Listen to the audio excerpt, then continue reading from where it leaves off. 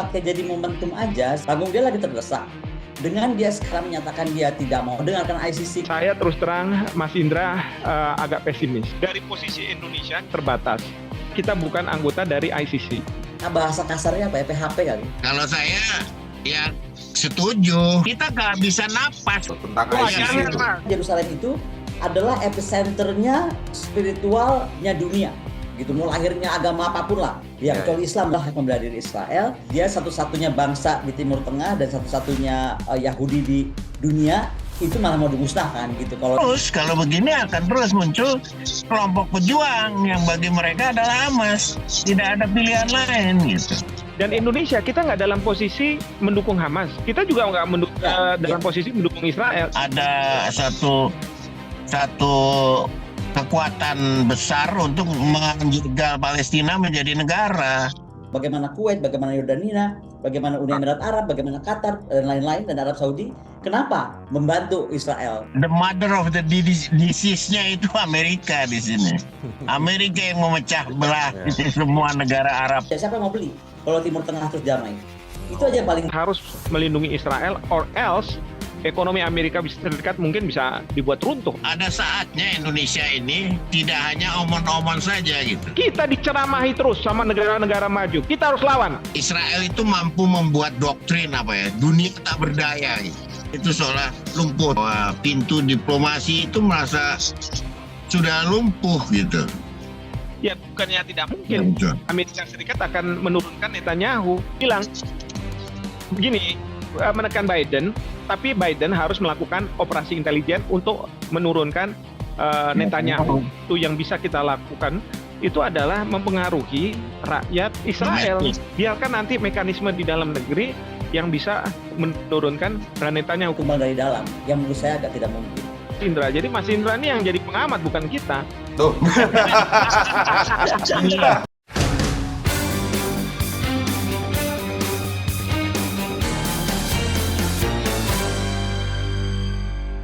Halo, selamat pagi, salam sehat untuk kita semua. Ketemu lagi kita di akhir pekan kali ini dan tentu saja dalam cross check bersama saya Indra Maulana. Kali ini atau pekan ini kita akan bicara bahwa genosida atau pembunuhan massal puluhan ribu warga Palestina di Gaza oleh rezim Perdana Menteri Israel Benjamin Netanyahu membuat Netanyahu kini menjadi quote-unquote buron ICC atau International Criminal Court atau Mahkamah Kejahatan Internasional. Atas rencana ICC dilaporkan Netanyahu minta perlindungan ke Amerika Serikat sehingga Amerika Serikat dan sekutunya pun kini siap-siap melawan rencana dari ICC. Alasan Amerika Serikat dan sekutunya bahwa penangkapan Netanyahu akan memperkeruh bahkan membatalkan upaya perundingan Israel-Palestina. Bagaimana seharusnya sikap Indonesia atas rencana ICC menangkap Netanyahu, mendukung atau menolak? Sebagai catatan, Indonesia belum menjadi anggota ICC dan melalui gugatan di Mahkamah Konstitusi, beberapa elemen masyarakat mendesak Indonesia untuk segera bergabung ke ICC. Kita akan kupas tuntas ini kali ini dengan Guru Besar Hukum Internasional Profesor Hikmahanto Juwana. Prof. Hikmah, selamat pagi. Assalamualaikum, Prof. Hikmah. Selamat pagi Mas Indra, sehat ya? Alhamdulillah, sehat Prof. Hikmah. Sekarang kita lihat dinamika politik internasional ya Prof. Hikmah ya. Ya, yang dalam negeri biar kita kesampingkan dulu lah pembahasannya. Luar biasa dinamikanya. Oke, tapi ini bukan sekedar hanya melihat dinamika politik internasional karena ini soal kemanusiaan nih Prof. Hikmah. Kita lihat yang terjadi, apa yang terjadi di Palestina ini begitu menyayat hati dan cukup menyita perhatian dari sisi kemanusiaan tentu saja. Kurang lebih ada 37.000 masyarakat menjadi korban dan informasinya ini lebih banyak perempuan dan anak-anak. Nah, ini perkembangan terbaru Prof. Hikmah, dinamika yang terbaru bergulir sekarang. Mahkamah Pidana Internasional sih tepatnya istilahnya itu atau ICC itu berencana untuk mengeluarkan surat penangkapan terhadap Perdana Menteri Israel Benjamin Netanyahu dan dua pejabat lainnya. Salah satunya adalah Menteri Pertahanan Israel.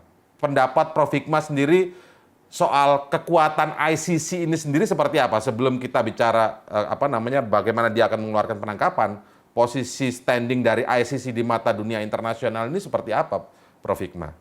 Oke, Mas Indra ya. Sebenarnya saya ingin sampaikan terlebih dahulu ya, Ya. bahwa dunia ini menghadapi suatu kefrustrasian, menghadapi Israel yang terus-menerus menyerang Gaza. Dan masyarakat dunia sudah mengatakan bahwa ini sudah mengarah ke genosida. Buktinya apa? Buktinya Afrika Selatan membawa Israel ke Mahkamah Internasional, bukan Mahkamah Kejahatan Internasional, tapi International Court of Justice, di mana mereka mengatakan bahwa berdasarkan konvensi genosida, sebenarnya apa yang dilakukan oleh Israel itu sudah mengarah ke sana. Demikian juga, kalau saya tidak salah, salah satu negara di Amerika Selatan juga membawa Jerman yang dianggap membantu rezim pemerintahan Netanyahu. Demikian juga Ibu Retno Marsudi sudah menyampaikan pandangannya di Mahkamah Internasional saat dimintai pendapat dari berbagai negara, karena Mahkamah Internasional diminta oleh Majelis Umum PBB menyampaikan opini hukumnya terkait dengan pendudukan Israel di Palestina. Demikian juga masyarakat, demo dan lain sebagainya. Dan fenomena yang sekarang kita lihat adalah para mahasiswa di Amerika Serikat, mereka pun melakukan demo-demo yang intinya adalah meminta Israel untuk menghentikan serangan ke Gaza demi kemanusiaan, bukan ingin membela Palestina dan lain sebagainya, tapi demi kemanusiaan.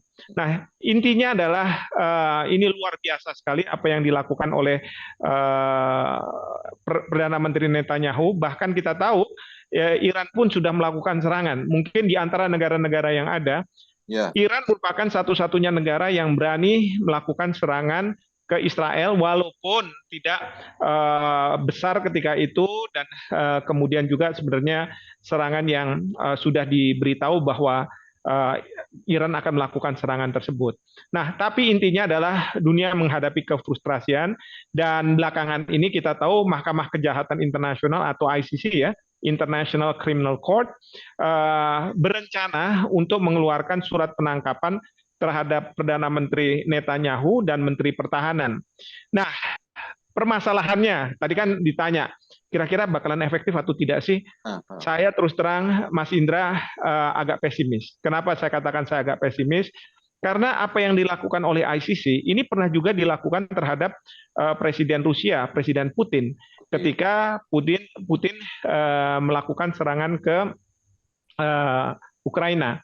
Nah, permasalahan yang dihadapi oleh ICC ada 4 masalah besar.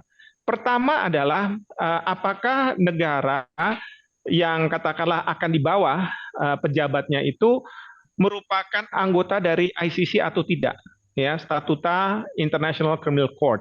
Itu yang masalah yang pertama. Karena yang saya tahu Israel tidak merupakan anggota dari ICC. Yang kedua, kalaupun dia tidak anggota ICC, bisa saja mereka bisa dibawa ke Mahkamah Internasional, Mahkamah Kejahatan Internasional, tapi harus dengan resolusi Dewan Keamanan PBB.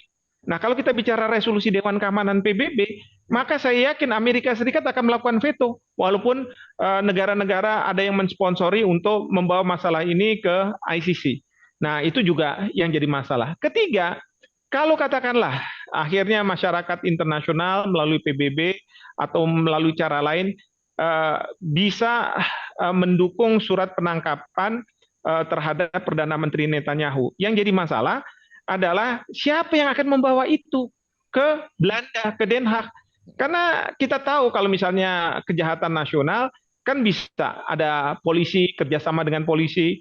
Ini seorang pejabat di Israel yang pasti mendapat pengamanan yang sangat luar biasa, yang menurut saya tidak akan mudah untuk membawa Netanyahu ke Mahkamah Kejahatan Internasional. Dulu ada Presiden Sudan ya, Bashir. Beliau juga seperti itu, bukan anggota dari ICC, tapi kemudian berdasarkan resolusi Dewan Keamanan PBB diminta untuk dilakukan penangkapan, surat penangkapan dikeluarkan. Tetapi ketika mau dibawa itu sulit. Kecuali kalau misalnya yang bersangkutan sedang berpergian ke luar negeri dan di luar negeri pemerintahannya bersedia untuk menyerahkan. Tapi waktu Presiden Bashir tidak bisa juga dilakukan itu. Nah, sekarang Perdana Menteri Netanyahu tentu dia tidak mau berpergian ke luar negeri, dia ingin berkonsentrasi di dalam negerinya.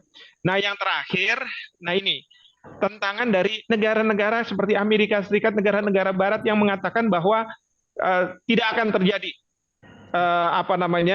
penangkapan terhadap Perdana Menteri Netanyahu. Di sinilah nih yang saya katakan, kita nih negara-negara berkembang ini cuma sekedar menjadi objek saja untuk negara-negara maju. Giliran negara-negara berkembang dianggap sebagai melakukan tidak yang beradab dan lain sebagainya, kita yang dibawa ke sana. Maka negara-negara Afrika pada enggan untuk tunduk pada ICC. Mereka katakan, kenapa kami dari negara-negara Afrika saja yang dibawa ke sana? Apakah mereka-mereka yang dari negara maju tidak melakukan kejahatan internasional yang sebagaimana diatur di dalam ICC statute itu? Ini yang saya katakan, kita diceramahi terus sama negara-negara maju. Kita harus lawan. Ya, kita bilang sama mereka, kalau Anda tetap melindungi tindakan yang dilakukan oleh Perdana Menteri Netanyahu, maka kita tidak mau nih mendukung hal yang seperti itu. Ya, ini yang harusnya kita punya posisi dalam hal ini. Jika saya ditanya terkait dengan apakah Indonesia perlu mendukung, permasalahannya bagi Indonesia, kita tidak dalam posisi mendukung atau tidak mendukung. Karena apa? Karena kita bukan anggota dari ICC. Kenapa kita tidak merupakan anggota ICC? Karena kita tidak mau juga kalau misalnya ICC ujung-ujungnya nanti membawa mereka-mereka di Indonesia yang melakukan kejahatan internasional. Ada 4 kejahatan internasional termasuk kejahatan perang begitu ya, kejahatan terhadap kemanusiaan dan aggressive war. Itu kemudian harus dibawa ke sana. Sementara negara-negara maju enggak. Bahkan Amerika Serikat membuat perjanjian dengan Indonesia yang namanya non-surrender agreement. Artinya apa? Kalau ada prajurit Amerika Serikat yang ada di Indonesia dan kemudian diminta oleh ICC, pemerintah Amerika Serikat berdasarkan non-surrender agreement ini minta supaya jangan kamu kirim ke ICC. Nah, sampai hari ini memang Indonesia masih belum mau menandatangani non-surrender agreement yang dibuat oleh Amerika Serikat.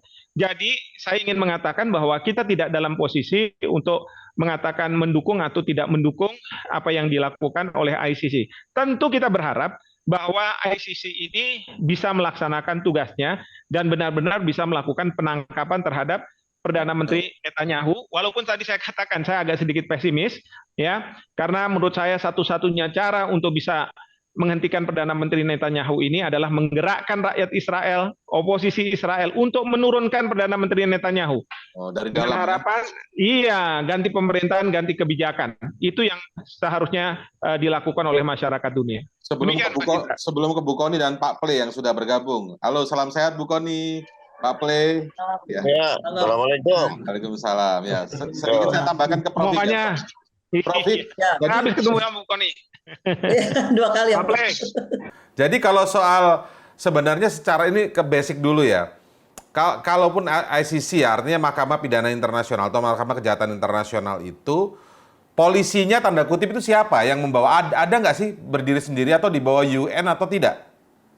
Tidak ada. Kalau polisinya tidak ada dari UN. Makanya itu yang kelemahannya. Dia harus bekerja sama dengan polisi lokal, polisi setempat. Memang kalau misalnya ya, peristiwa misalnya dulu itu di Yugoslavia, ada namanya ICTY, International Criminal Tribunal for Yugoslavia. Tapi pembentukannya berdasarkan resolusi Majelis Umum PBB. Nah, ketika itu petinggi-petinggi Serbia yang melakukan kejahatan internasional itu dimintakan ke negara tersebut. Tapi pada waktu itu rezim yang sebelumnya itu sudah tumbang. Dan kemudian oleh masyarakat internasional diberi pemanis. Kalau misalnya mereka mau mengirim, maka mereka akan diberikan bantuan-bantuan ekonomi dan lain sebagainya. Nah, sehingga apa? Mereka ini akhirnya dikirim oleh negaranya. Iya. Atau misalnya kalau sedang tapi mereka sudah di negara tumbang lain, dulu. Tapi sudah tumbang dulu, iya, ya kan? sudah tumbang dulu. Kalau masih in power itu ya susah. Karena kalau sedang in power itu sulit kan untuk membawa mereka-mereka ini ke hadapan pengadilan. Saya contohkan lagi ya, di Belgia pengadilan mereka itu bisa mempunyai kompetensi untuk mengadili pelaku kejahatan internasional. Nah, pernah Yitzhak Rabin, kemudian Frank Thomas yang dulu memimpin pasukan ke Irak gitu ya. Terus kemudian George Bush Junior pernah dibawa ke sana, tapi nggak efektif karena siapa yang akan membawa mereka ke pengadilan di Belgia itu? Itu yang jadi permasalahan yang saya katakan ini masalah technicalities yang kalau misalnya negara berkembang tuh kelihatannya gampang karena kalau negara berkembang diembargo aja sama negara-negara maju. Kamu kirim, kalau nggak kirim saya embargo katanya. Tapi Oh, kalau giliran negara maju kayak ya, atau misalnya negara maju yang melindungi Israel gitu kan sulit. Gitu. Jadi ICC ini waktu dibentuk dengan Statuta Roma kalau nggak salah ya, 98 ya, Betul. Prof ya? Ya, Statuta Roma itu kan istilah lain dari ICC ya, International Criminal Court, karena statuta ini, perjanjian internasional ini dibuat di Roma ketika itu. Ya jadi lucu juga ya, ini seperti sengaja dibentuk untuk supaya tajam ke bawah aja berarti ya, tumpul Betul, ke tajam atas. ke negara-negara berkembang, tidak negara-negara maju ke atas, betul. Saya kira kita sudah punya harapan. Bu Kony, bagaimana Bu Kony melihat soal rencana ICC mengeluarkan mengeluarkan surat penangkapan terhadap Netanyahu? Saya pikir wah ini dunia sudah oke nih bergerak nih. Akhirnya bisa juga, ternyata kalau ngelihat posisi penjelasan itu tadi lemah juga nih ICC sebenarnya, Bu Kony. Atau bagaimana Bu Kony? Siap, saya menyambung saja yang disampaikan oleh Prof. Hikmat gitu ya. Memang bahwa susah untuk mengambil keyakinan bahwa ISIS ini akan tajam ke bawah seperti Pak Indra bilang. Karena kalau kita bisa lihat aja, misalnya kasus Pak Presiden Putin ya. Pertama Presiden Putin membantah mereka atau Israel Rusia itu tidak mengakui tentang yurisdiksi pengadilan ICC. Kedua, banyak pendapat yang menyatakan bahwa itu hanya simbolis saja waktu menyatakan bahwa Presiden Putin dianggap melakukan pelanggaran. Nah, catat juga beberapa negara kawan-kawan Presiden Putin atau negara-negara kelompok tertentu itu kan juga nggak tanda tangan. Jadi contohnya misalnya ketika KTT BRICS 2023 itu pemimpin Brasil, India, Tiongkok, Afrika Selatan itu yang meminta untuk malah Presiden Putin nggak berangkat. Kenapa? Karena khawatir secara internasional dia akan ditangkap di tempat lain. Jadi ada kekompakan untuk menjaga. Gaddafi mungkin kalau tidak meninggal kita juga nggak tahu, tapi menurut saya juga akan berproses. Tadi disampaikan oleh Prof. Hikmahanto, Omar Basir. Nah, kalau Pak Basir juga ini kan aneh, dia tuh diburu terhadap kejahatannya udah jahat banget nih, genocide ya, di Darfur dan Sudan. Tapi yang aneh, misalnya ketika 2019 Basir itu digulingkan oleh pemerintah Sudan yang baru, delegasi ICC masuk Februari 2021, Basirnya nggak pernah diekstradisi, setahu saya sampai hari ini belum pernah diekstradisi. Jadi memang akhirnya cuman apa ya, kayak rame-rame aja. Nah, kalau kasus di 2024 ini, baik Israel, baik Amerika jelas tidak mengakui yurisdiksinya ICC, sehingga perintah apapun, menangkap tentara kah, menangkap pejabat penting Israel kah gitu kan, dan resiko-resiko ditangkap dari negara Eropa itu mungkin ada, tetapi menurut saya sangat kecil. Contoh saya tadi sampaikan tentang Presiden Putin yang juga dijaga oleh kawan-kawannya termasuk Cina yang tidak mengakui juga ICC.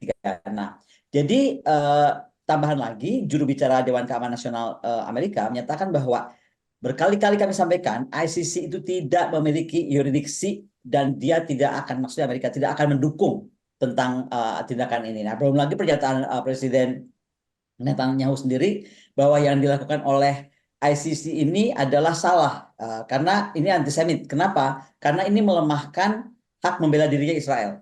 Dari faktor Israel, ini nggak akan mau dia dianggap dia melanggar karena ini adalah hak membela diri Israel. Dan menurut dia satu-satunya bangsa di Timur Tengah dan satu-satunya Yahudi di dunia itu malah mau dimusnahkan. Bahasa kasarnya apa ya, PHP kali, supaya orang kayaknya PHP. Buat apa ya ada narasi? Tapi begini Bu Kony, tapi kalau ngelihat responnya Netanyahu sendiri seperti seolah terlalu khawatir juga akhirnya nih. Kalau kita ngelihat beberapa perkembangan dinamika beritanya ya, seperti khawatir, bahkan memerintahkan kedutaan-kedutaan besar Israel di berbagai negara, bahkan G7 juga bersuara, Parlemen Amerika bahkan mengeluarkan ancaman. Artinya posisi ICC ini dianggap sesuatu yang bisa terjadi gitu, yang akan menangkap Netanyahu ini. enggak. Kalau saya bilang dipakai jadi momentum aja, seolah-olah jadi gini loh. Ini kan sekarang dia perlu panggung juga nih. Panggung dia lagi terdesak. Dengan dia sekarang menyatakan dia tidak mau dengarkan ICC, kemudian juga didukung Dewan Keamanan Nasional Amerika Serikat juga bilang apa gitu kan.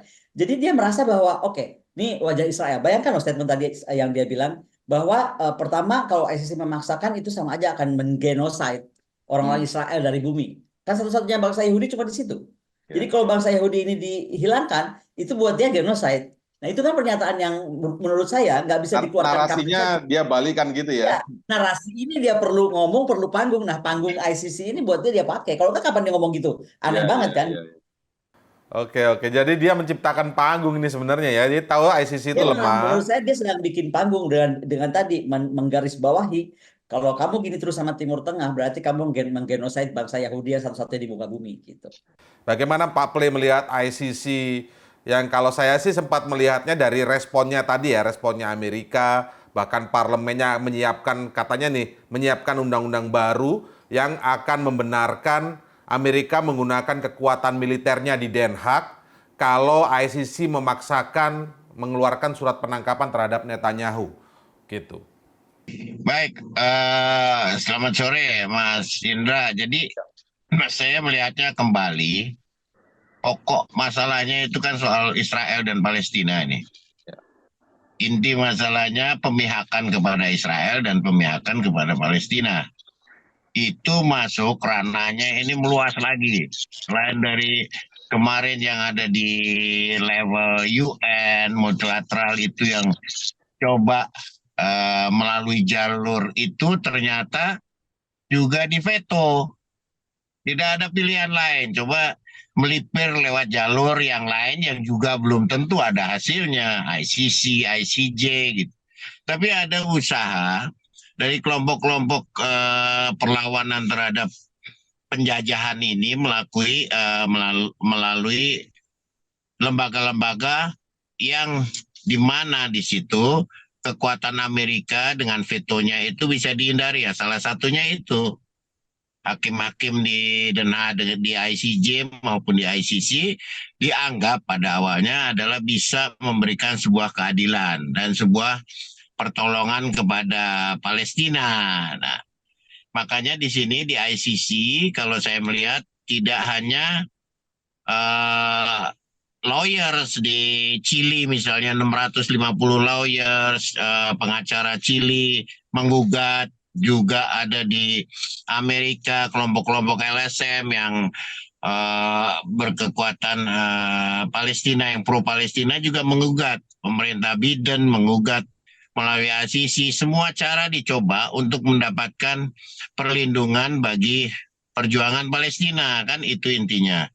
Kalau soal efektivitasnya, memang semua lembaga yang di situ ada Amerika pasti orang terlibat akan ditekan oleh kekuatan Amerika. Jadi, namun di sini saya juga melihat seperti yang Prof. Hicks dan Bu Kony, ada saatnya Indonesia ini tidak hanya omon-omon saja gitu. Minta ke jalur UN, PBB lewat Jenewa, Komisi Dewan HAM ataupun di resolusi Dewan Keamanan ataupun resolusi sidang umum, Majelis Umum PBB itu kan juga kita hanya mau selalu meminta mengecam, mengutuk, minta orang lain melakukan tindakan ini. Nah, tapi langkah kita yang konkret ini belum pernah ada loh. Belum pernah ada sama sekali gitu. Keberanian Indonesia atau lawyer. Bahkan Dubes Palestina di Jakarta waktu itu pernah menghimbau, cobalah Indonesia bisa gugat lewat ICC. ICC misalnya. ICC, coba gugat itu LSM ataupun kelompok yang lain menggugat lewat situ. Memang bukan soal keberhasilannya ya. Itu udah pasti. Tapi kalau tadi disebutkan misalnya Indonesia sendiri tidak ikut menandatangani statuta ICC itu gimana Pak?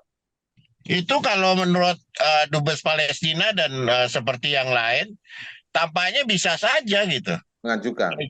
ICC ya, bukan ICJ. Ya. Ke ICC ya, Criminal Court itu LSM, lawyer, kelompok lawyer pun bisa gitu. Jadi Tapi bukan harus pemerintah Pak ya? Bukan harus pemerintah ya? Ya, kita belum pernah melakukan satu langkah konkret dengan action, kalaupun dengan ke ICJ mungkin tidak dimungkinkan karena kita bukan para pihak dari konvensi itu ya, genosida, tapi misalnya lewat ICC itu dimungkinkan kan, ada kelompok misalnya lawyer, ada kelompok jurnalis, ada kelompok yang lain yang bisa menggugat gitu.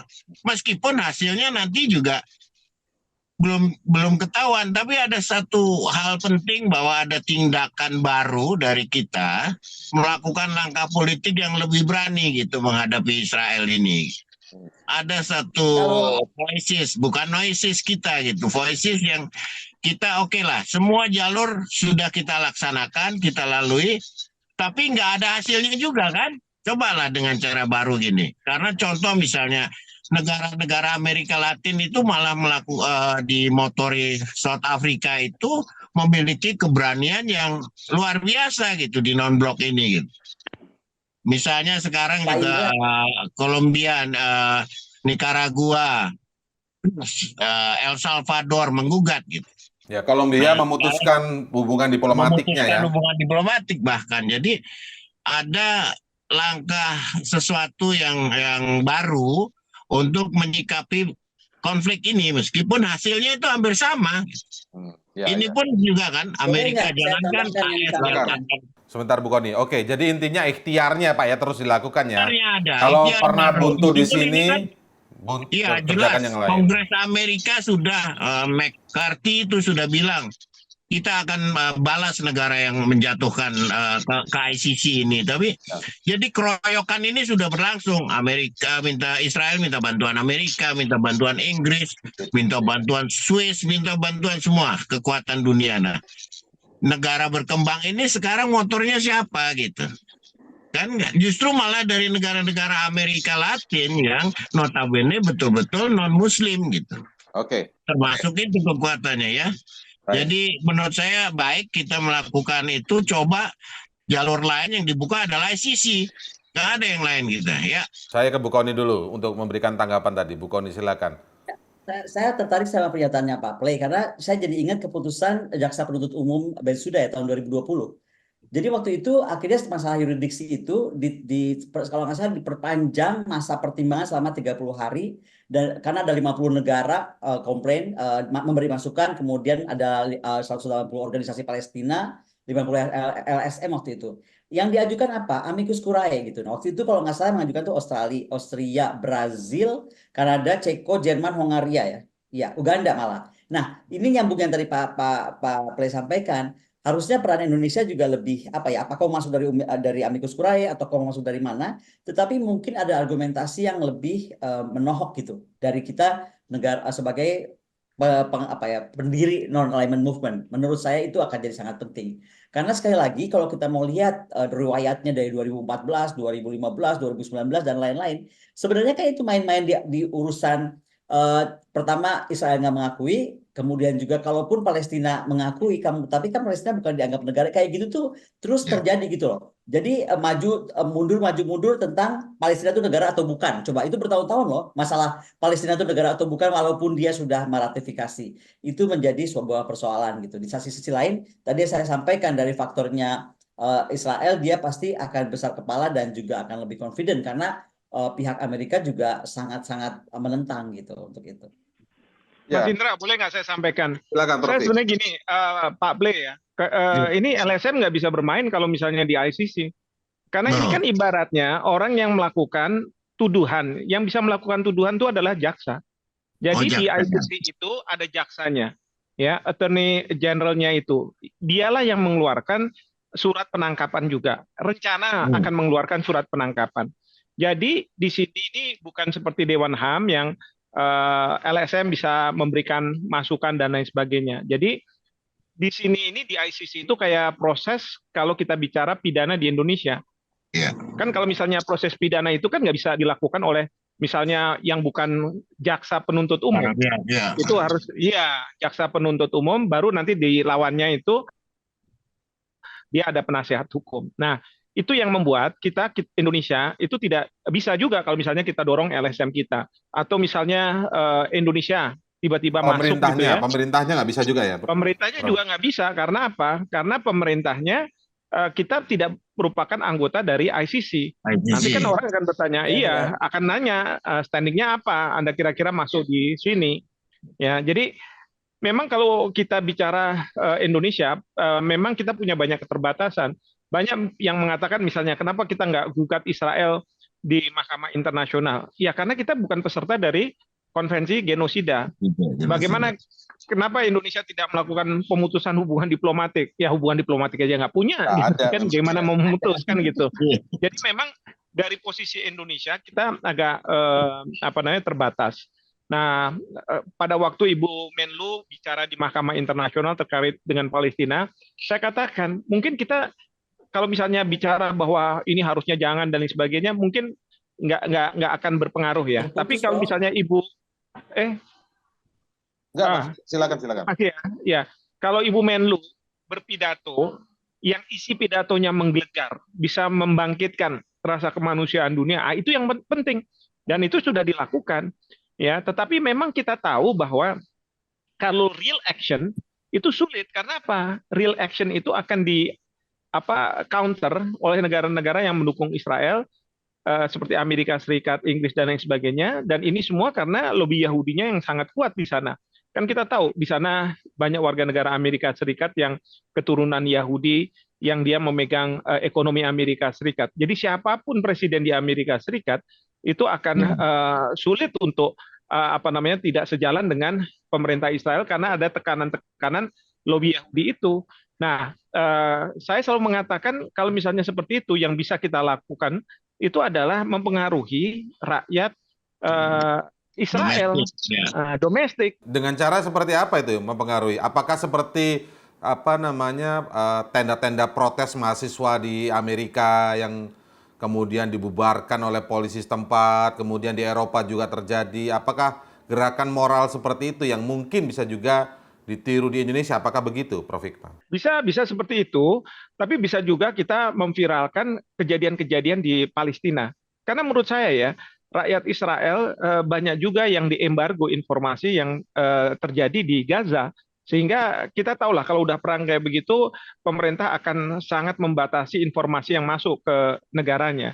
Jadi selalu yang dibangun adalah perspektif Israel. Misalnya tadi Ibu Koni bilang bahwa kalau terjadi genosida terhadap Israel, berarti kan genosida terhadap orang-orang Yahudi, misalnya begitu ya. Yang bilang Netanyahu, Prof. Yang bilang Netanyahu, dikutip Bu Koni. Iya. Itulah yang dibangun argumentasi seperti itu. Ibu Koni mengutip dari Pak Netanyahu ya. Jadi argumentasi seperti itu. Nah, atau misalnya Netanyahu pernah bilang juga kita ini di atas hukum, ya, dengan mengatakan bahwa tidak Den Haag, maksudnya ICJ ketika itu ataupun ICC sekarang, tidak juga PBB, tidak siapapun yang akan bisa menyetop kami. Nah, tapi kita kan harus ingat bahwa rakyat Israel itu ada yang mengatakan bahwa dengan apa yang dilakukan oleh Netanyahu sekarang itu justru membahayakan Israel. Kenapa? Karena menurut mereka banyak warga negara Israel yang berpergian ke luar negeri, ketemu dengan masyarakat di dunia di negara-negara tertentu, kalau dia marah terhadap Israel, marahnya itu nggak disampaikan ke pemerintah Israel, tetapi ke warga mereka yang di luar negeri. Kayak kemarin di Cina kan ada diplomatnya yang diserang, bukan oleh orang setempat sih, tapi orang yang mungkin bersimpati dengan rakyat Palestina menyerang dia. Jadi sasaran lah ya, jadi sasaran. Nah, jadi kita harus bisa membangun argumentasi seperti itu. Dan memang di sana mereka juga mengatakan bahwa dengan serangan-serangan Netanyahu ini, sandera yang sekarang ini masih dipegang oleh Hamas itu membahayakan mereka, begitu kan? Bahkan juga Netanyahu dikatakan mana mungkin ya Netanyahu itu kan mau menghilangkan anasir Hamas di Gaza. Ya, mana mungkin itu karena justru yang terjadi orang-orang yang menjadi korban dari kekejaman Netanyahu nanti anak-anaknya itu akan balas dendam dan itu akan menjadi serangan balik ke Israel. Nah, ini yang menurut saya persepsi masyarakat yang mungkin masih minoritas sekarang ini dan oposisi di Israel itu yang harus dibesarkan. Biarkan nanti mekanisme di dalam negeri yang bisa menurunkan Netanyahu. Karena kalau menurut saya ya, saat ini kita bukan bicara kita perang lawan misalnya Israel gitu ya. Karena di Israel sendiri ada juga yang tidak setuju dengan kebijakan.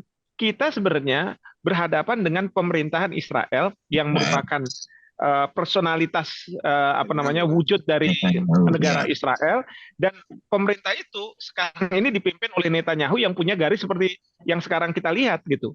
Ini yang harus kita selesaikan kalau menurut saya.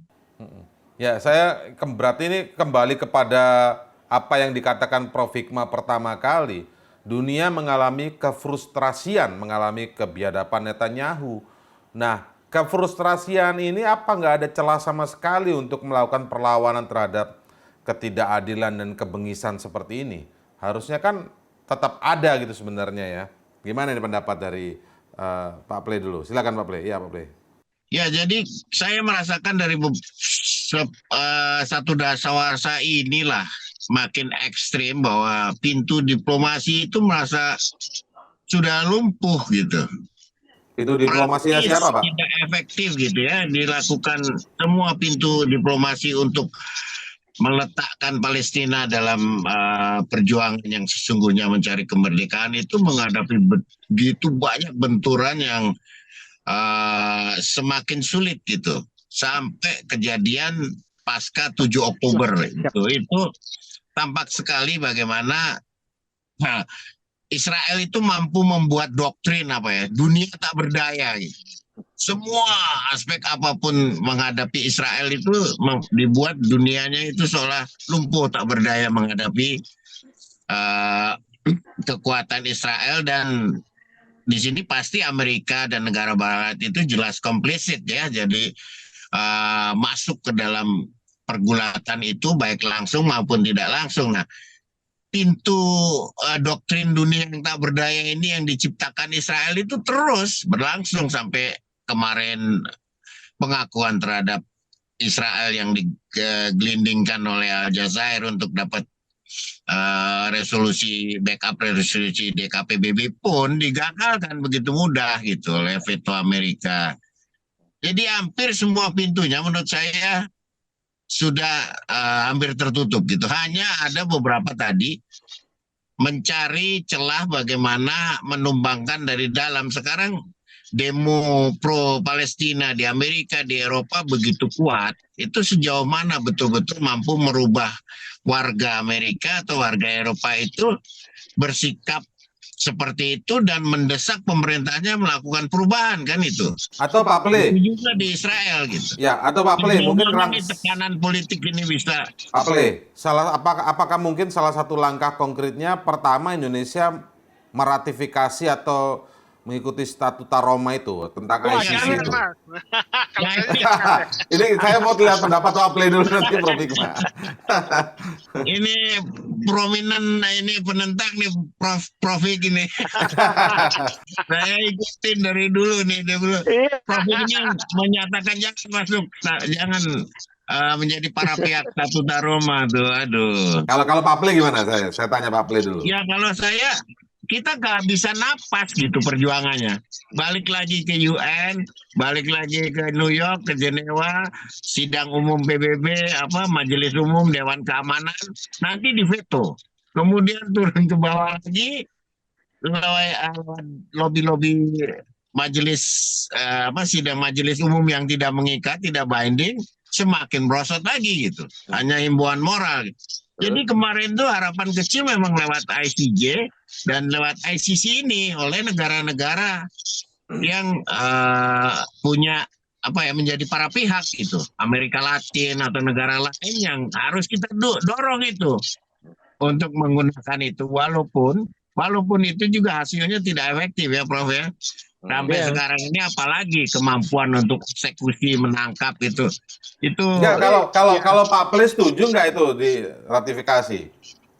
Kalau saya ya setuju. Cuman Profit ini masa mengeluarkan pendapat aja takut Prof. Kalau di Indonesia itu faksi Kemlu setuju, kalau faksi Kemhan setuju. Saya juga faksinya Kemhan gitu kan.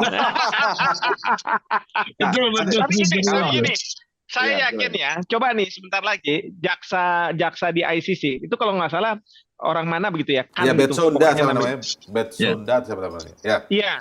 Itu sebentar lagi kalau percaya sama saya, mungkin diturunin tuh. Iya betul. Itu dia. Itu kan kalau Amerika Serikat dan lain sebagainya dia gampang aja nyuruh nanti turunin. Ganti orang ya. Ganti orang kan gitu. Sama juga kita bilang sebenarnya Amerika tuh jago lah kalau urusan kayak gituan. Gaddafi aja diturunin sama pemberontaknya. Tapi kan di belakangnya ada Amerika. Nah, kalau Israel, saya yakin Netanyahu nih kalau nggak dengerin Joe Biden, karena Joe Biden sekarang mendapat tekanan. Jadi bagus juga yang kita tekan itu adalah Joe Biden. Ya, supaya apa? Supaya dia mau menekan Netanyahu. Kalau Netanyahu nggak dengerin juga, ya bukannya tidak mungkin Betul. Amerika Serikat akan menurunkan Netanyahu gitu. Iya, itu, Bro. Artinya ini win-win solutionnya Menekan Joe Biden-nya kayak apa? lobby Yahudi. Kenapa? Kayak menekan Joe Biden-nya seperti apa? Contohnya Kekuatan Indonesia. Biden-nya itu sampai dia stop untuk dia tidak sepakat Israel menyerang Rafah. Itu Joe Biden terakhir itu. Atau misalnya dia tidak setuju kalau Israel menyerang Iran karena dia nggak mau ikut-ikutan. Lalu kemudian waktu gencatan senjata kemarin di Dewan Keamanan PBB, Amerika Serikat abstain. Itu kan udah pergeseran luar biasa itu. Tapi Prof. Oke, saya ke poin yang soal abstain itu saat resolusi Dewan Keamanan PBB untuk berhenti atau gencatan senjata saat Ramadan kalau tidak salah kan.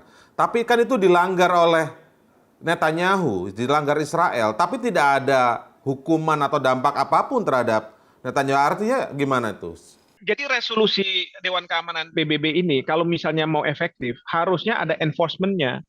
Ya, jadi kayak misalnya pada waktu Irak masuk ke Kuwait gitu kan, ada resolusi Dewan Keamanan PBB.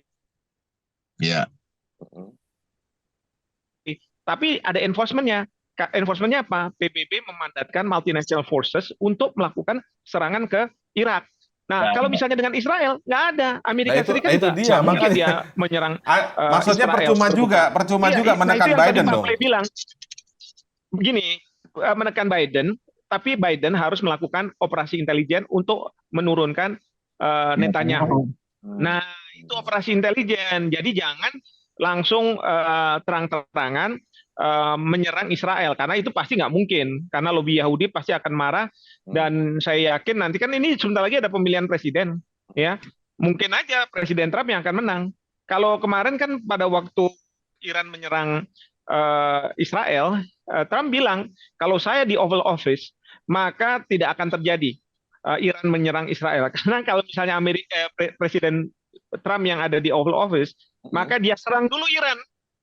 Dihabisin dulu. Iya, kalau Joe Biden kan masih udah dikasih tahu. Ya udah kita intercept. Tapi bukan menyerang Iran kan, cuma di-intercept aja. Karena itu menurut saya pergeseran juga dari Joe Biden bilang bahwa ya sudahlah, kalau kamu mau menyerang kasih aja warning ke Israel. Saya udah capek juga menyampaikan hal ini ke Netanyahu, mungkin ya dalam konteks seperti itu. Pak Indra, Silakan Bu Kony, ya Bu Kony. Menurut aku ya, terlepas dari kita mau apa dengan 2023 ini, ya kan, urusan ICC, urusan membawa Netanyahu atau Israel atau apapun juga pasti akan dibelenggu lagi oleh urusan Palestina yang pihak Hamas. Kita lihat ya, kasus serangan Gaza 2014. Itu kan juga parah Pak Indra, Kepala Merah diserang. Itu udah fatal. Tapi proses ICC itu selesai 2019 dan selesainya di pernyataan dari Jaksa Pengadilan Kriminal ICC bahwa dua-duanya melanggar. Israelnya melanggar, tapi jangan salah, Hamas dan kelompok bersenjata Palestina juga melanggar. Permasalahannya menurut saya, selain akan tadi menurut Prof. Hikmat akan mengontrol Amerika lah, akan menggunakan power Israel lah dan lain-lain, jangan lupa juga bahwa ketika 2019 Bensouda tuh bilang dia yakin bahwa Hamas dan kelompok bersenjata lain di Palestina itu juga bersalah melakukan kesalahan internasional dan kejahatan perang. Itu sudah nyatakan Bensouda di 2019. Tetapi yang menjadi persoalan, Hamas ini nggak punya mekanisme untuk menghukum pelanggar Hamas.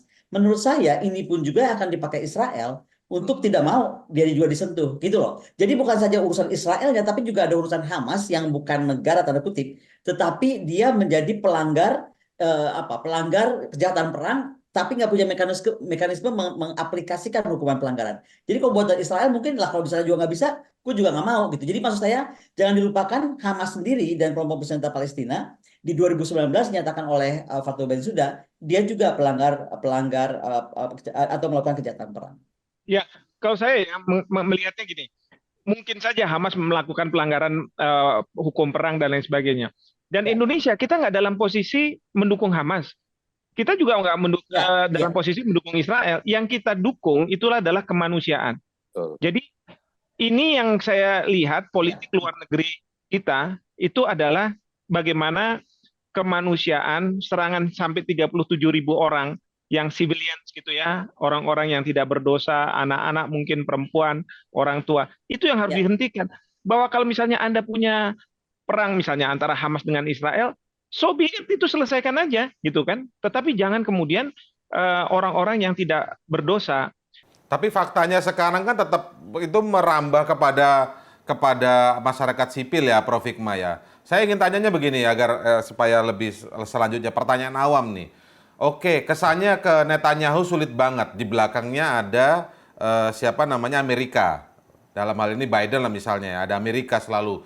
Kalau kita rujuk-rujuk lagi, kenapa kok Amerika selalu bela Israel? Kekuatan ekonomi Amerika itu selalu dipegang oleh orang-orang Yahudi. Ibaratnya 9 naganya Amerika Yahudi lah gitu ya, kurang lebih ya. Nah, tetapi kan dunia ini juga ada namanya Rusia, namanya Tiongkok, dan lain-lain. Gimana caranya kita membuat mereka itu untuk kemudian menekan Amerika gitu loh maksudnya? Betul, kita harus memanfaatkan kekuatan-kekuatan besar Rusia, Tiongkok untuk selalu berhadapan dengan Amerika Serikat. Kayak kemarin ya, pada waktu Iran menyerang Israel dan Israel mau menyerang balik, Amerika Serikat juga udah siap-siap kalau misalnya Iran akan menyerang secara besar-besaran ke Israel. Tapi Rusia juga sudah kirim-kirim kapal induk, kapal selam dan lain sebagainya.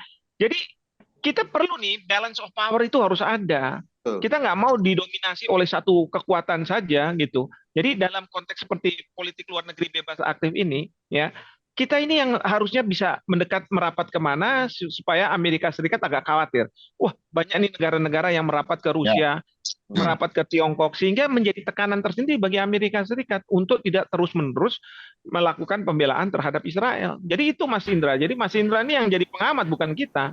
Tuh. Jadi, Mas Indra, ini saya tambah Mas Indra. Jadi saya merasa memang salah satu upaya yang paling berat ini oleh dunia, oleh Amerika Serikat adalah menolak hadirnya negara Palestina gitu. Sampai diveto tuh status saja untuk dapat negara itu dia diveto. Nah dari veto itu kan ada breakdownnya. Kalau dia misalnya sebagai negara, tentunya dia punya tentara, dia boleh punya pasukan, boleh punya tentara pelindungan segala macam. Ini sekarang nggak ada. Status itu kemana-mana gitu. Status yang tidak hanya sebagai pengamat itu di dalam PBB itu tidak memberikan bobot apa-apa gitu, hanya melemahkan Palestina dari sisi kemampuan militernya maupun status dia memiliki hak untuk memiliki kekuatan militer gitu.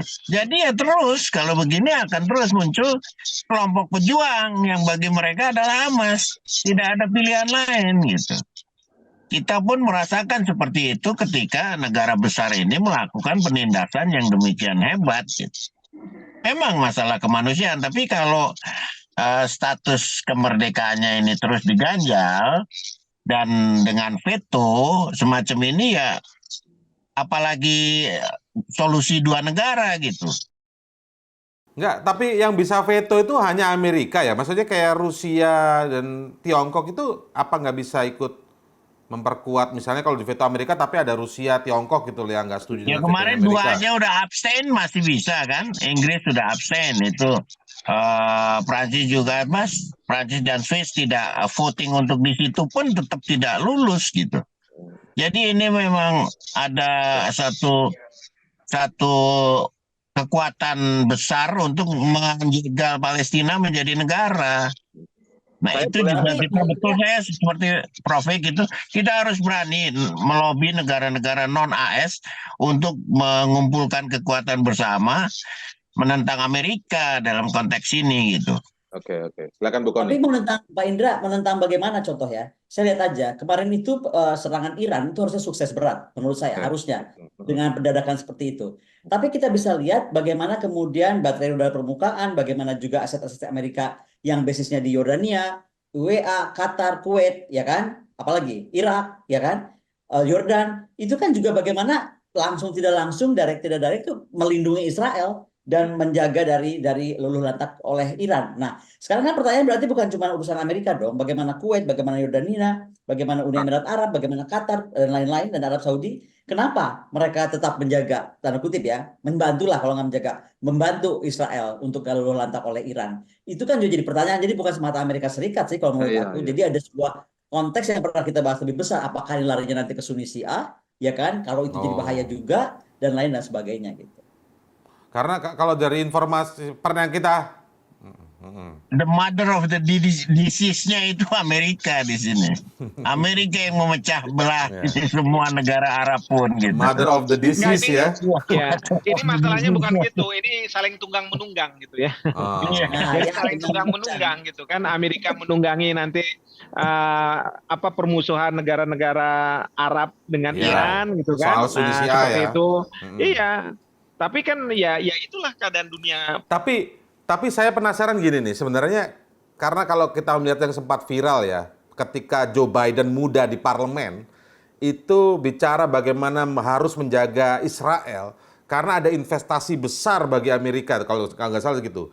Ini masyarakat awam nggak banyak tahu nih, kenapa Amerika begitu sampai die hard-nya mempertahankan Israel itu. Ada ini nggak Bu Kony atau Pak Hikmah? Prof. kalau Hikmah? buat saya paling banyak ya dari unsur senjata aja, siapa yang mau beli kalau Timur Tengah terus damai? Itu aja yang paling sekarang kan pengguna senjata terbesarnya Amerika Serikat. Pasar ya, Dan pasar dia cari negara-negara- pasar ya. Iya. Dan Amerika itu kekayaannya paling besar, salah satunya dari penjualan senjata. Jadi secara logik nggak mungkin Amerika itu mematikan perang, dia harus terus ciptakan gitu. Untuk Ya kalau secara ekonomi mungkin Amerika udah kalah sama Tiongkok. Jadi yang menghidupi perekonomian Amerika Serikat itu adalah industri pertahanannya, Tiongkok. bukan Iya, industri industri pertahanan. non pertahanan begitu kan? Itu satu. Yang kedua, alutsista yang dibutuhkan oleh Israel itu besar dan itu kadang disumbangkan oleh Amerika Serikat. Israel kemudian membeli. Gitu Karena ya. apa? Israel itu di tengah-tengah negara-negara yang sebenarnya memusuhi dia gitu. Dia harus punya pertahanan yang sangat kuat. Bahkan kadang-kadang alutsistanya itu dia mutakhirkan lagi. Maka kita juga kadang Indonesia membeli dari Israel karena sudah dimutakhirkan. Tapi sekaya apa Israel akan terus membeli alutsista dari Amerika itu? Disumbang itu. Kemarin kan Disumbang katanya. hibahnya itu berapa? 30 T, hampir 30 T selama untuk 1 tahun ini. Hal Mungkin yang kalau sama. Israelnya sih nggak kaya ya, tapi ingat ya, lobi Yahudi, keturunan Amerika, Ya, betul. yang orang Yahudi, keturunan Yahudi yang warga negara Amerika, yang menurut saya itu punya uang yang sangat besar di Amerika Serikat dan mereka pokoknya at all cost Amerika Serikat harus melindungi Israel, or else ekonomi Amerika Serikat mungkin bisa dibuat runtuh oleh mereka-mereka ini. Maka itu siapapun yang jadi presiden, mereka nggak dare gitu ya untuk bisa melakukan tindakan yang katakanlah bertentangan dengan keinginan dari lobi Yahudi ini. Jadi kalau sudut pandangnya tunggang menunggangi, Rusia dan Tiongkok pun tidak bisa kita harapkan untuk berada di seberang Amerika ya dalam Nggak, konteks Tapi bisa juga mereka Israel juga Palestina ini. kita bisa tunggangi sebenarnya karena apa? Kalau Amerika Serikat ada di situ, pasti Rusia nggak suka gitu kan. Pokoknya jadi antitesenya gitu ya. Apapun masalahnya, pokoknya kalau Amerika Serikat ada di situ dia nggak suka gitu ya. Nah sementara kalau dari sisi Tiongkok kan memang mereka sedang kompetisi dari sisi ekonomi. Jadi mungkin dari situ yang kita bisa mencoba untuk mengatakan bahwa ya Rusia atau Tiongkok ini kita menjadi penyeimbang bagi kekuatan Amerika Serikat gitu ya. Oke, kita masuk ke kesimpulan deh kira. Boleh silakan. Tapi sambil tambahkan soal agar masuk ke kesimpulan Bu Kony. Jadi yang soal kita bicarakan tadi soal ICC itu PHP, nggak mungkin bisa menjadi sesuatu yang efektif. Jadi sekali lagi ini harapan semu lagi nih untuk kita melihat Palestina terbebas dari serangan atau penindasan Netanyahu Israel. Silakan, mungkin dari Bu Kony dulu deh untuk kesimpulan. Saya cuma sedikit aja. Jadi kalau bicara soal ini saya jadi teringat buku ya ketika saya sekolah di Birmingham tuh Two Nation Under God. Ini menarik banget. Jadi ada bendera dua di situ bahwa itu Amerika dan Israel. Dan kalau kita buka misalnya chapter awalnya apa sih alasan Amerika di luar tadi ya masalah keuangan, masalah penjualan senjata. Ternyata adalah extreme spirituality gitu. Dia aja dianggap misalnya Yerusalem itu adalah epicenternya spiritualnya dunia gitu. Mau lahirnya agama apapun lah, ya kecuali Islam mungkin. Itu dianggapnya itu di Israel. Kemudian dia di anchor city of the Bible. Jadi kalau selama masih ada orang Kristen dan Kristen masih jadi majority terbesar, Israel itu atau daerah sekitar sana dianggap di anchor city of the Bible. Jadi urusannya di lain sisi tadi ya, misalnya ketika Amerika menyatakan John Kirby bilang pokoknya kita nggak akan mendukung apapun ini terhadap Israel karena kita nggak mau ada ketegangan. Tapi Amerika diem aja ketika sekarang misalnya 16 negara akhirnya terlibat. Gara-gara kemudian ada Iran, satu pro Iran, satu pro jagain Israel jangan sampai diapa-apain Iran dan sebangsanya. Jadi sebenarnya memang sudah meluas. Yang kita mesti bongkar akhirnya adalah memang ternyata tagline itu penting, Pak Indra. Itu. To nation under God. Jadi memang super beda di dua negara ini, Amerika dan Israel itu tidak terpisahkan. Dan itu mungkin kalau menjadi PR ya menjadi harus PR dunia. Bagaimana menyelesaikan kebersatuan mereka sehingga salah satu seperti Pak Play bilang bisa tumbang dari dalam. Yang menurut saya agak tidak mungkin. Tidak mungkin tumbang dari dalam ya. Jadi harus dua negara. Tapi saya ingat Bu Kony pernah ngomong ini bahwa antara soal Inggris dan Prancis itu boleh dijelaskan lagi nggak Bu Kony? Ya kalau itu kan kembali ke Balfour Declaration. Jadi menurut saya apapun yang terjadi di sana itu kan selama Sultan Sulaiman memerintah ratusan tahun, dia tuh tidak pernah menarik garis.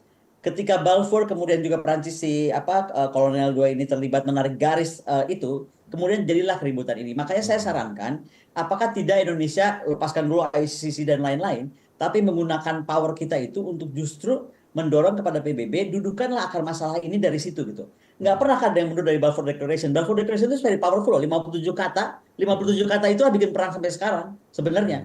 Karena Sultan Sulaiman ratusan tahun nggak pernah membagi garis di sana karena dia tahu antara Sunni Syiah aja itu banyak sekali elemen-elemen pengikut dan aliran di bawahnya dan budaya mereka memang budaya bela klan, bela kroni, bela saudara gitu. Itu kehormatan buat orang-orang Arab menurut dokumen-dokumen yang saya baca ya. Jadi buat dia itu perdamaian nomor lain. Ada ini kesetiaan kepada klan, kesetiaan kepada keluarga, kesetiaan kepada aliran itu lebih kuat daripada perdamaian. Nah, jadi bagaimana kita mau masuk ke budaya seperti itu di tengah tadi saling mendomplangi seperti disampaikan oleh Prof gitu. Ada negara-negara luar yang juga saling punya kepentingan, akhirnya cawe-cawe ke dalam sana gitu. Oke, baik Pak Play, silakan Pak Play. Ya, jadi saya sih melihat Israel ini udah benar-benar jadi negara bagian federal yang ke-51 buat Amerika gitu. 51st state, federal state of US gitu ya, USA gitu. Karena makin sulit saya melihatnya domestik. Kalau saya lihat pemilu ini beberapa kali itu bahkan senator kemarin yang baru naik itu semuanya dibayari oleh AIPAC, American Israel Public PSC-nya itu komite yang gelontorin duit gede-gede gitu untuk mereka menang gitu. Kemarin juga contoh yang terakhir adalah pemindahan kedutaan Amerika dari Tel Aviv ke Yerusalem. Itu dibiayai seorang Yahudi pemilik Las Vegas Casino itu membiayai pemindahan itu, bahkan menyiapkan kantornya gitu. Demikian kentalnya gitu pengaruh Jewish lobby ini para di Amerika di struktur elit pemerintahan mereka dan sistem pemilihan mereka. Jadi mereka itu menggunakan uang untuk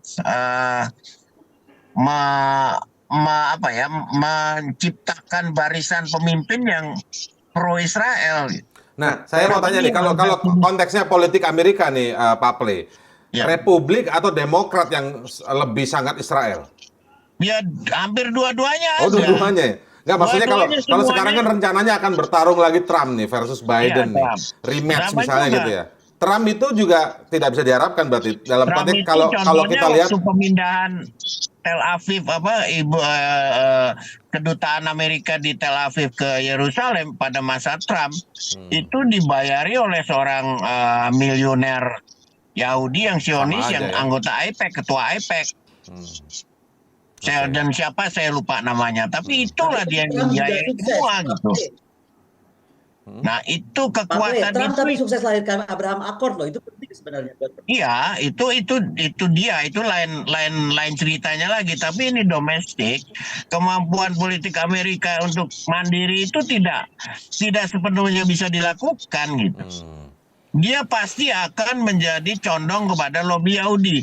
Itu sudah siapapun presidennya gitu. Coba kita bisa urut, kita bisa buktikan itu bahwa memang itu seperti itu gitu. Jadi domestik di Amerika juga memang harus dilawan secara domestik dari warga Amerika maupun warga Yahudi yang tidak Zionis ini untuk menghadapi kekuatan IPEC itu, Ya, Israel lobby itu yang harus dia dorong. Nah, kita bisa nggak menyeberang masuk ke dalam kelompok itu untuk Ya. bisa menyuarakan itu, juga masuk ke dalam kelompok-kelompok sekarang berkembang di Amerika, kalangan kampus di Eropa, di Amerika. Ya, betul. Bisa nggak itu untuk mendorong agar suaranya ini dari negara berkembang ini terdengar juga gitu.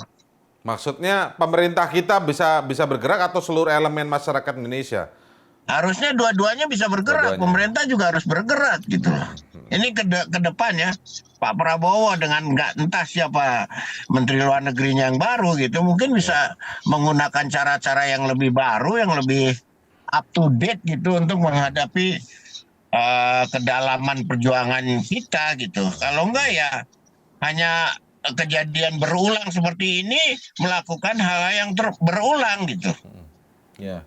Jadi kita perlu pembaharuan, kemampuan untuk memperbarui pendekatan ini dengan situasi yang berkembang saat ini. Jangan sampai kekurangan nafas ya, maksudnya Ya, sudah jangan seperti sampai kekurangan berpangku nafas. tangan ya. Ya, jangan sampai kita meletakkan ini ya sudah seperti ini. Politik luar negeri bebas aktif ya hanya seperti ini. Enggak. Itu harus dikreasi dengan cara-cara baru yang lebih outreach-nya lebih besar dengan kemampuan yang lebih menyentuh publiknya gitu. Oke. Di Amerika, di negara-negara Arab, di Jordan yang tidak sepenuhnya pro pada Palestina kelompok itu, gitu juga Qatar, begitu juga di Saudi. Nah, ini juga harus dilakukan bersama gitu. Oke. Baik, saya ke Prof. Hikmah sebagai penutup. Silakan Prof. Hikmah. Ya, saya tadinya mau menyampaikan cara baru yang diharapkan oleh Pak Ple. Tapi kan ini kesimpulan, jadi nggak mungkin kita buka lagi ya. Gak apa-apa lah Prof, cara barunya sebagai kesimpulan. Tapi gini, terkait dengan ICC, ya terkait dulu dengan ICC. Ya, Jadi ya. memang dunia ini menghadapi kefrustrasian terhadap apa yang dilakukan oleh Netanyahu sebagai Perdana Menteri. Jadi siapapun yang pegang kuasa saat sekarang ini, kebanyakan negara-negara ataupun lembaga internasional, dia akan mencoba untuk menghentikan Netanyahu dengan berbagai cara. Termasuk juga jaksa atau ICC, tentu ini ICC kan ada hakim-hakim ya, mungkin hakim-hakimnya masih belum berperan.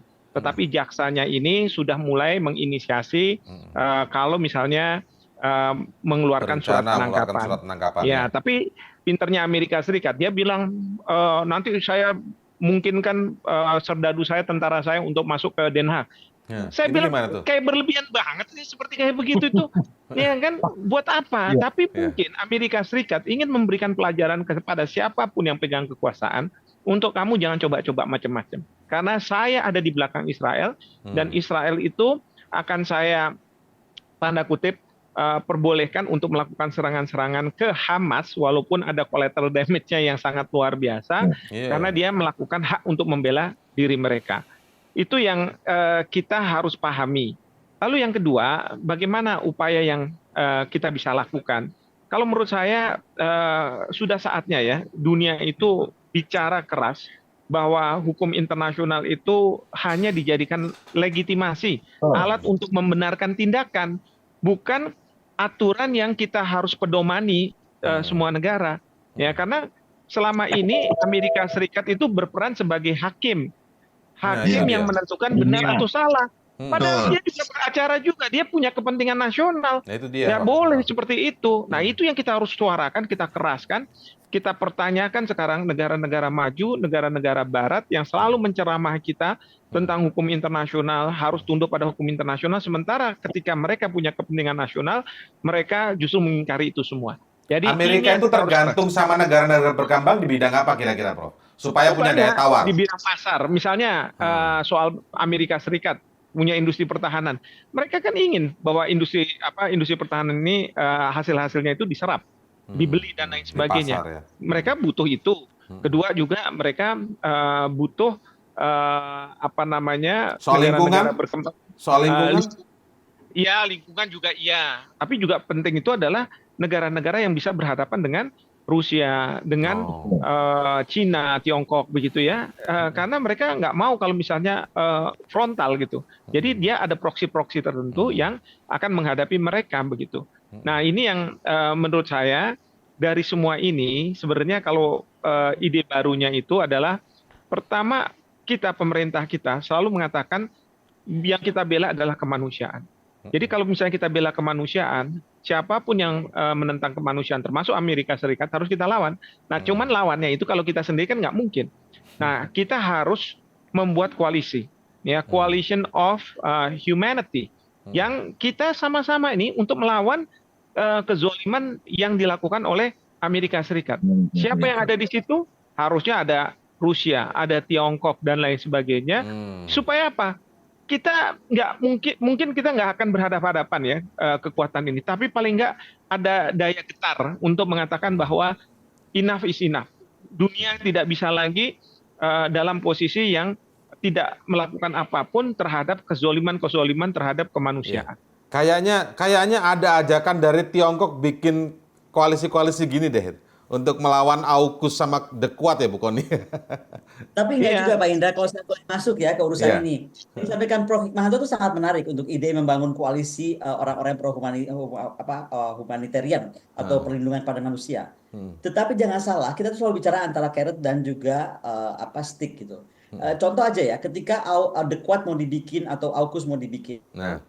Atau anggaplah The Quad aja. Kan ketika saya hadir rapat di New Delhi, saya tanya sama Menhannya, kenapa bukan Quadi? Kenapa hanya Australia, Jepang, kemudian negara Amerika dan Inggris gitu? Sementara kamu ngelewatin kapalmu kemana? Ke Alki kita kan, ke Silent of Communications kita. Itu jawaban dari Admiral Jepang itu di tengah forum internasional dengan gamblang bilang sama saya, kamu nggak bisa masuk. Kemampuan kamu tuh nggak bisa nyamain kita. Kemampuan apa? Aku bilang militer. Nah, jadi akhirnya yang tadinya cover up-nya apalah keamanan geopolitik atau keamanan perairan, tetap aja ujungnya adalah lu sanggup nggak main sama gue? Lu tuh nggak sanggup, Navy lu masih nggak ada apa-apanya. Nah, jangan sampai kita sekarang bicara tentang mau kemanusiaan tadi yang idenya sangat brilian, tapi kemudian nanti dibalikin lu punya apa? Kalau mesti ngelawan gua kan nggak enak tuh Prof. Itu yang saya takut Prof. Karena yang di Delhi itu saya sampai mau pingsan, jawabannya cuma your Navy doesn't have anything, you're not compatible with us. Coba, bahasa kurang ajar banget kan? Nah, jangan sampai kita bicara kemanusiaan terus dibilang you are not compatible. Itu pertama. Yang kedua, saya khawatir ini geser ke Laut Hitam, kemudian Teluk Persia, masuk Andaman, masuk Laut Cina Selatan, sedikit lagi depan apa? Papua. Ketika kita bicara ICC, kita bicara genocide, jangan sampai kita lupa di Inggris sana, di sudut Inggris sana, sedang terjadi kelompok orang yang tidak di stop sampai sekarang menurut saya dengan masif, yang mengkibarkan terus seolah-olah membela Palestina itu adalah juga harus membela Papua. Jadi ketika kita bilang Palestina merdeka, mereka sedang menuntut Papua merdeka. Nah, kekuatan kita apa? Untuk membedakan si Palestina dan si Papua ini bagaimana itu mungkin ada begitu ya Bu Kony? Memang ada begitu. Sangat. Kalau Pak Indra main ke Oxford, saya kebetulan baru dari Inggris kan, itu flag mereka tuh di sebelah kirinya Palestina, di belakangnya ya Papua aja. Kalau digini-gini Papua, Palestina, Papua.